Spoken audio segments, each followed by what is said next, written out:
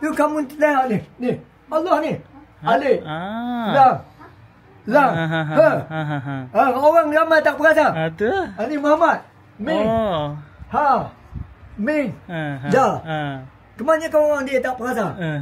Kena tengok perhati betul-betul. Ha.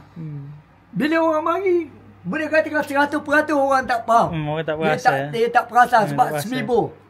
Nabi Tauqi cakap lah. Kita tengok betul-betul. Cuba kamu perhati betul-betul. Ni, balang ni ada kalimat Allah. Oh ni dalam. Balang ni ada kalimat Muhammad. Dalam ni nampak. Tapi dalam kamera terang.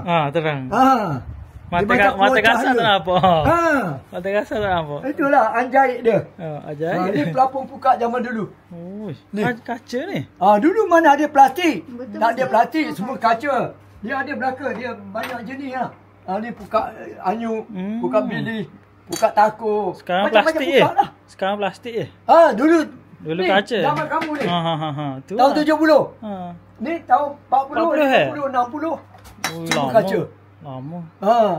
Dia bukan senang pecah. Tapi lain lah kalau kamu ambil tukur. Memang pecah lah. Sebab dia dalam laut, dia belaga sama dia kan. Kalau tidak nak buat pelapon macam mana? Betul-betul.